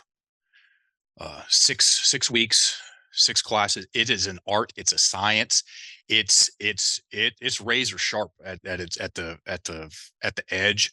And the premise, you know what the premise is? It's all about yes and. It's all about yes and. So whatever comes up is correct. Oh. And it's the same thing with this. Yes. So instead of me having an opinion about whatever you just shared, all we needed to that was for you to share. Yes. That's it. So step 3. So step 1, everybody, remember, rocket science. Write it out conversationally. Step 2, read it. Regular speed. And then whatever you feel about the thing is right. Step 3, Same story from the top, slow roll. So slow it down by 30%, 70% of your normal rate of speech. What happens, everybody, when you slow down your rate of speech? Glad y'all asked. The breath starts to loosen up. That's it. So phase one, from the top, step 3, read it 70% of your normal rate of speech, Cal, and we'll see what happens. I've been amazed at the impact that sharing my experience, the experiences of my guests, and this podcast have had on so many people. I'm still a bit shocked when I see what the audience numbers are. That this many people tune in and listen to these conversations. I'm always so touched when someone personally reaches out and shares an episode or a guest or an idea that was shared on the podcast. Great pace. I've learned so much from this podcast and from the conversations I've had. It's truly been my classroom. I've been very discerning about who I have on as a guest. Many people reach out to come on to the podcast, and I've held true to my intuitive ping to whether it is a yes or a no. I'm following what is interesting to me in this moment and what I'm curious about. It's helped me be able to say no, which has been a challenge in the past as I've been a pleaser.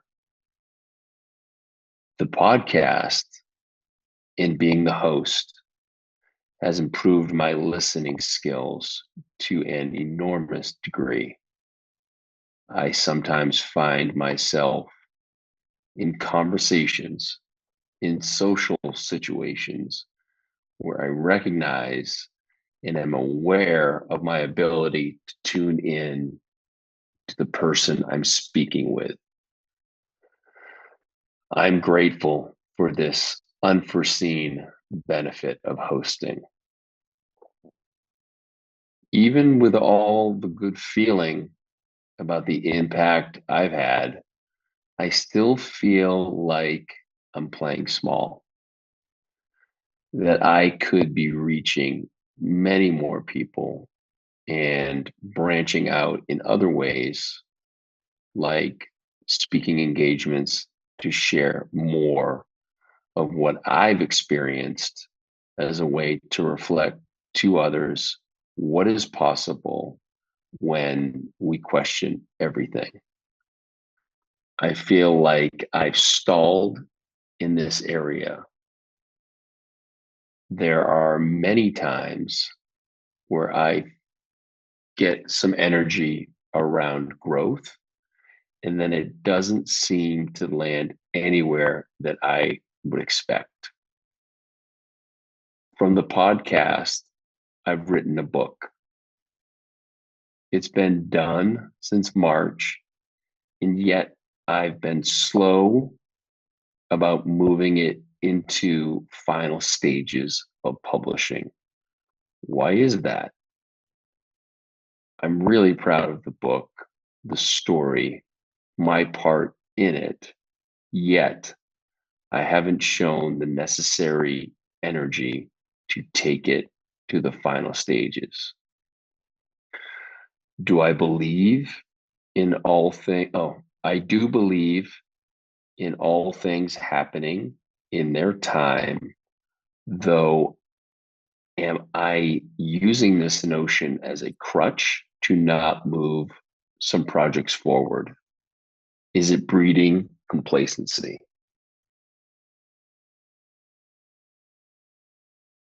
Great job keeping it slow. Here's the go-to question after a slowed down read. And everybody, please keep in mind that the rate of speech is very important. The faster the story goes, the harder it is to change. I'm going to say that twice. The faster the story goes, the harder it is to change. And that's because the faster the story goes, the tighter the breath is in the chest. Good luck changing your mind or your client's minds while their breath is trapped in their chest. So to continue the thought process, what's the fastest way to slow down a story? Is to write it down. What happened when you slowed it down, Cal? Well, I could feel my breathing. Like I was actually breathing as I was reading. And I didn't realize I wasn't really breathing. I mean, I was obviously breathing, but it was so shallow. The first time, it was just like this whirlwind. And the second reading, I recognized the breath, but I recognized the word, and I recognized the words that I was emphasizing as I was reading.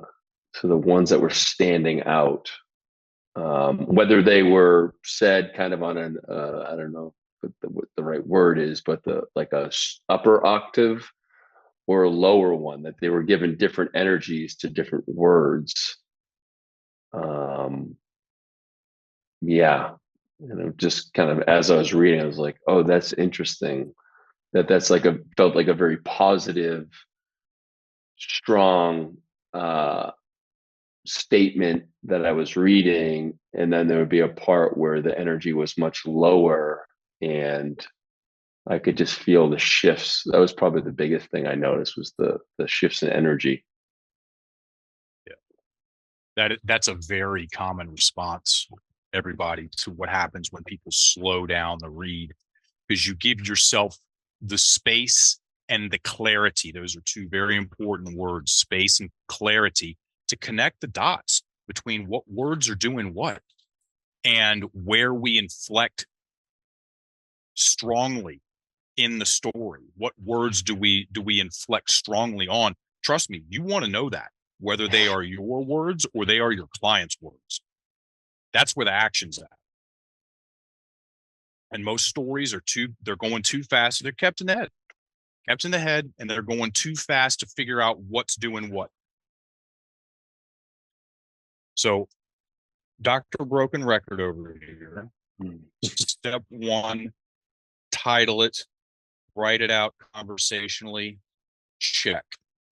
Step two, read regular speed. Whatever happens is correct.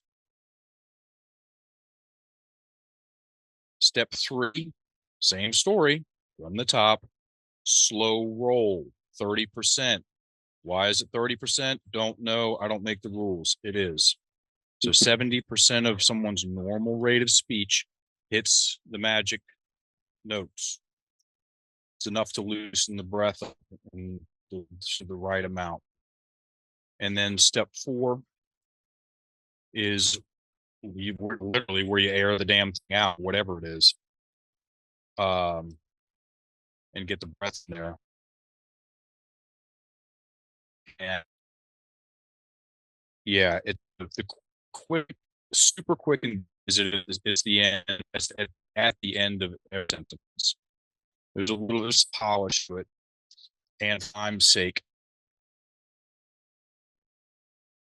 the beyond it.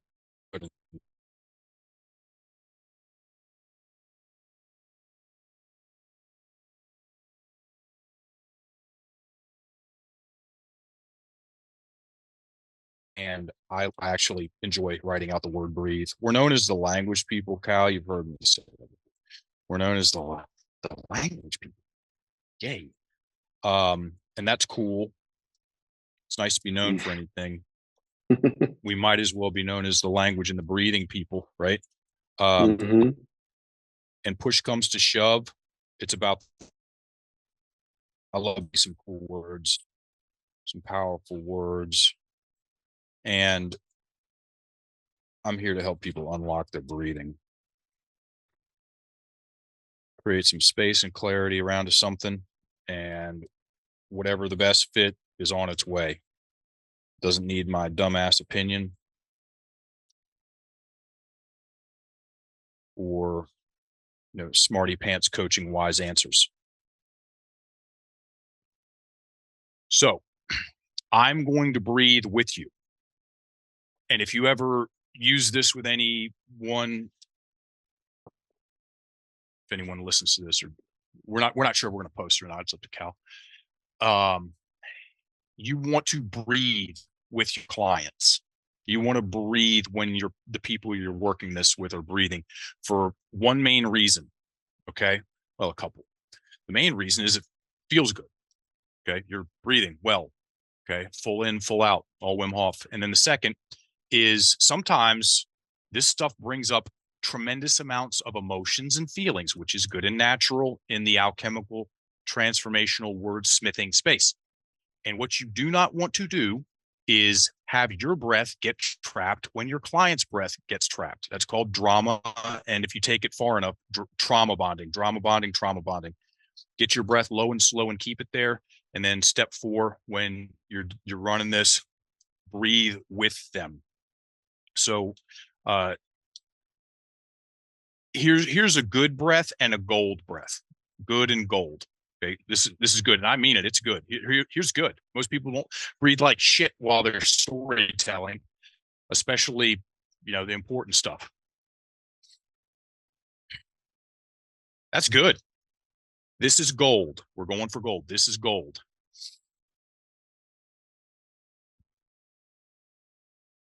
All the air in, all the air out. And we're not taking or spending. We're investing the time to breathe big, exhale big, and then go on to the next sentence. So step 4 is step 3 plus a breath like that. Slow read, Cal, and this is it. Whatever happens on the other side of this, I'm going to say, hey, what happened when you got the breath in there? That's literally the question I'm going to ask. You're going to say whatever you're going to say, and we're going to go, cool, high five each other virtually, and that's it. And then you walk out of here, go do your thing, and whatever's going to happen is going to be a perfect fit. That's it. Love it. Right? Yeah. No smoke and mirrors, folks. No smoke and mirrors. Don't need to call in the 19 directions, which I'm a fan of. Or like a no smudging. It's just some words and breathing. That's it. Do all the other stuff too, of course, and do the basics. How about we just do the basics? Yeah. Yeah. How about that? I'm an asshole with this stuff. I am, but it's like for some people, yeah, it's authentic. I'll tell you that much. Yes. Anyway, enough about me. Slow read plus breath, Cal. Let's see what happens. Yep. I've been amazed at the impact that sharing my experience, the experiences of my guests, and this podcast have had on so many people.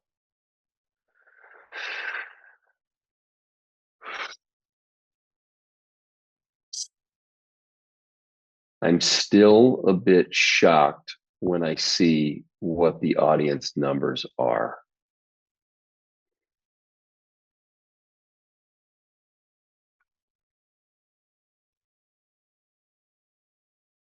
That this many people tune in and listen to these conversations.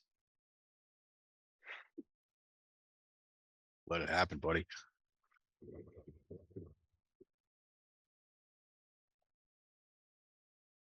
I'm always so touched when someone personally reaches out and shares an episode or a guest or an idea that was shared on the podcast.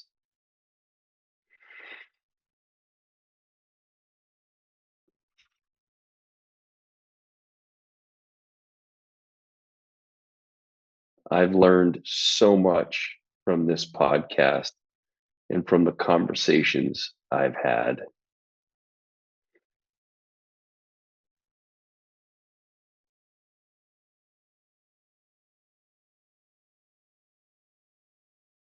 It's truly been my classroom.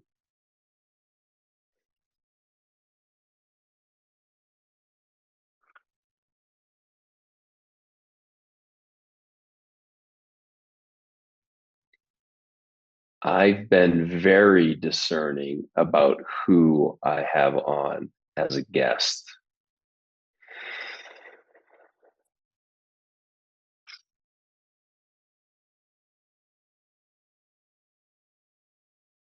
Many people reach out to come on the podcast, and I've held true to my intuitive ping to whether it is a yes or a no.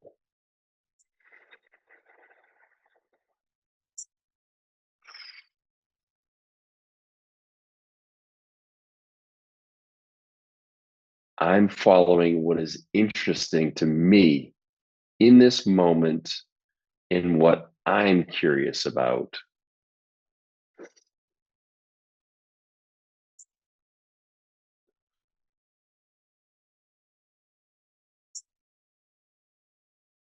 It's helped me be able to say no, which has been a challenge in the past as I've been a pleaser.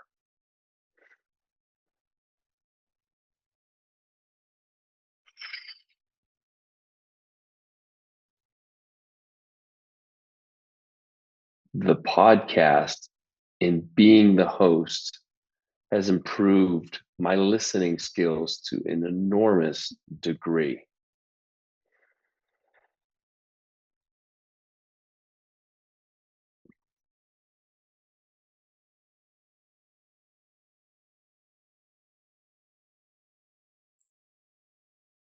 I sometimes find myself in conversations in social situations where I recognize and am aware of my ability to tune in to the person I am speaking with.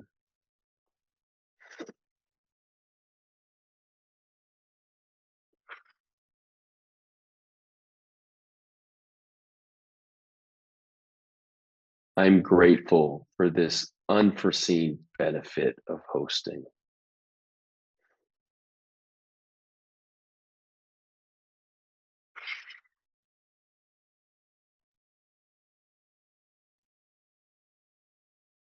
Even with all the good feeling about the impact I've had, I still feel like I'm playing small.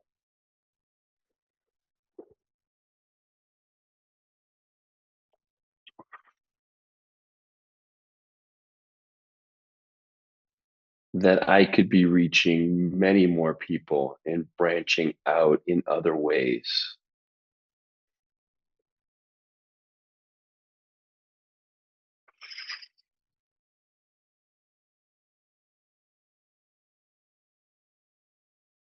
Like speaking engagements to share more of what I've experienced as a way to reflect to others what is possible when we question everything.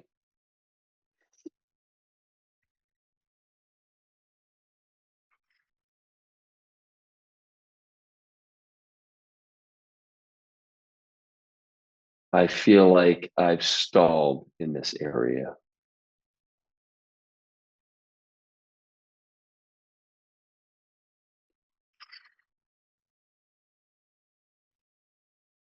There are times where I get some energy around growth, and then it doesn't seem to land anywhere that I would expect.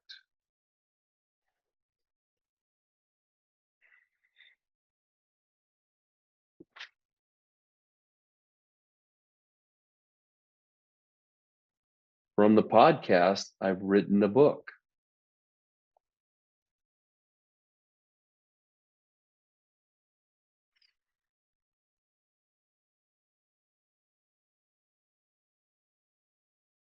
It's been done since March, and yet I've been slow about moving it into final stages of publishing.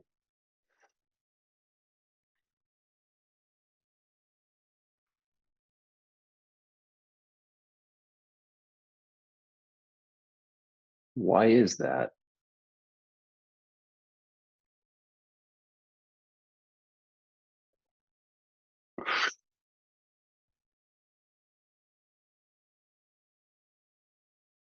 I'm really proud of the book, the story, my part in it, yet I haven't shown the necessary energy to take it to the final stages.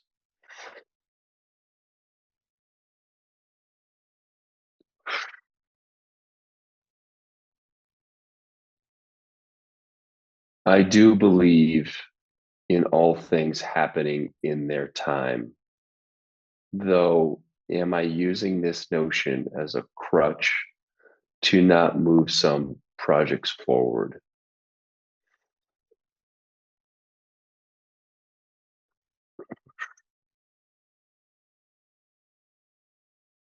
Is it breeding complacency?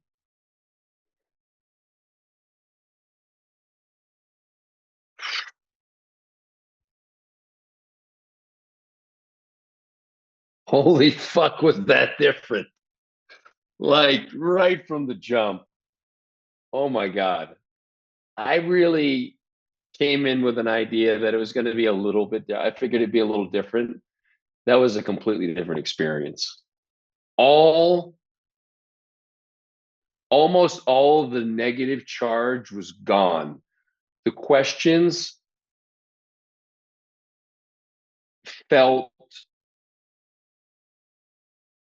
much closer to curiosity than judgment. As you recognized early on, there was a lot of emotion in just the deep gratitude and really anchoring into that. Wow. Each line I felt had a whole new interpretation, and even like breaking up sentences into different parts of the sentences. Like I didn't know that was happening. I figured it was sentence by sentence. And then there was a breaking up within the sentence. And it was like, oh, wow, these are different parts. And again, there was a lot of this kind of negative charge to some of the statements and questions I had earlier that had all but vanished. That was fascinating. I'm right there with you, dude. I find this fascinating. Wow.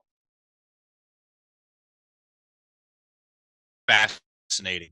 And then the rest just trips me out to contemplate or attempt to.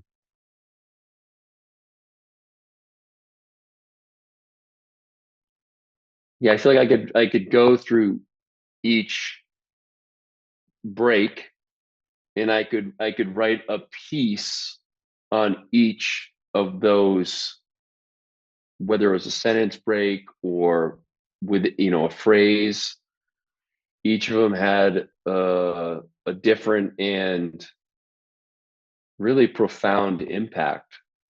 As you said, giving it the space to stand on its own and to just be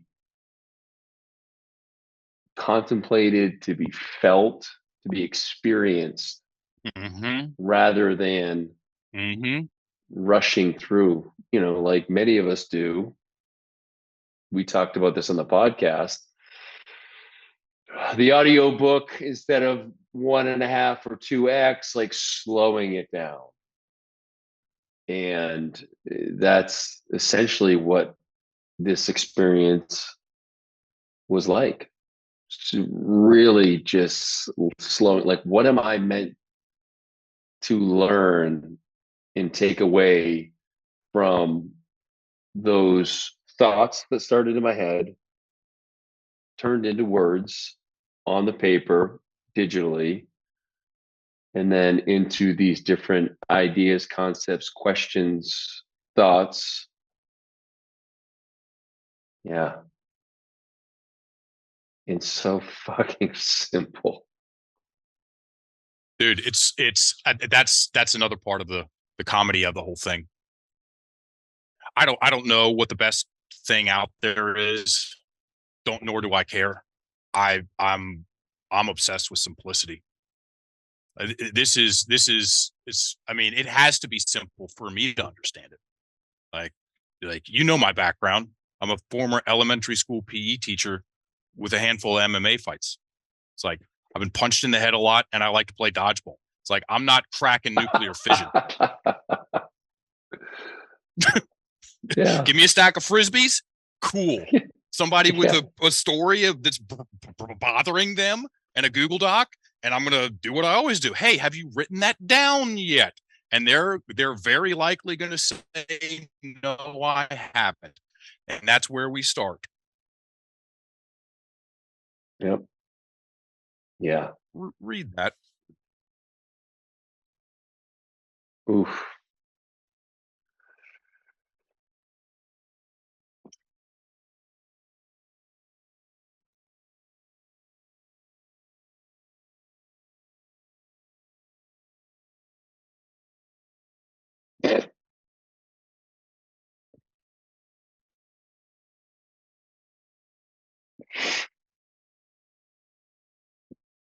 I feel really proud of the work.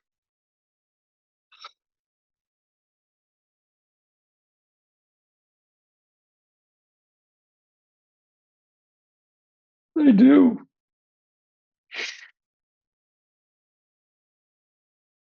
God.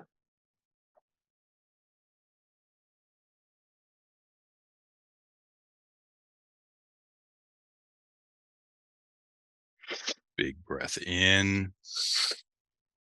Full breath out. Say it again, Kyle. This is the last thing we're doing. This one sentence right here, this one spell. I feel really proud of the work. Full breath in. All the air out.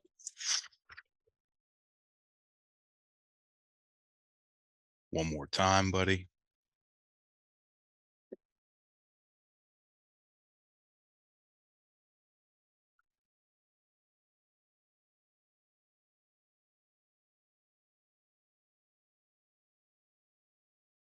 Read that sentence once more. I feel really proud of the work. Nice. Breathe in.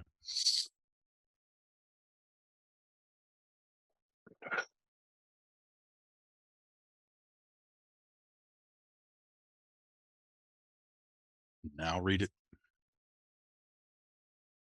I am really proud of the work. Breathe in. Breathe out.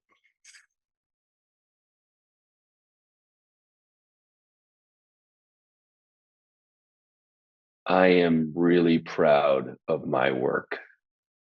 Breathe in. Breathe out.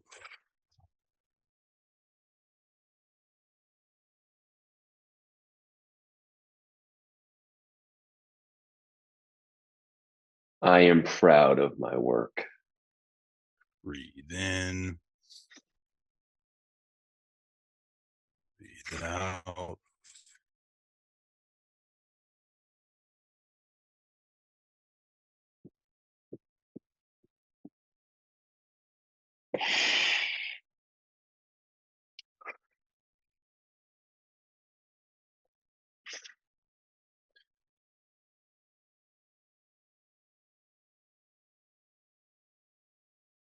I am proud of me.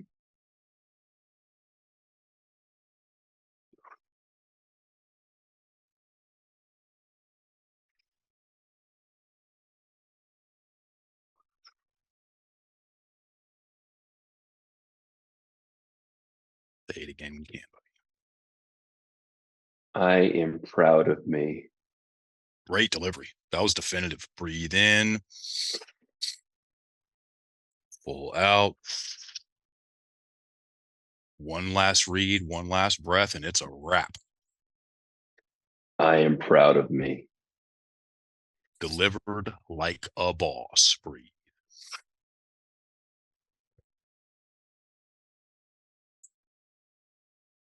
So here's the thing about sentences, statements, spells, ideas, beliefs, call it what you will. When of this nature, when we through the junk and we use the breath so they land, you don't have to say this many times. And especially not externally. You just walk with it. You walk with that certainty. And that, my friend, is real magic.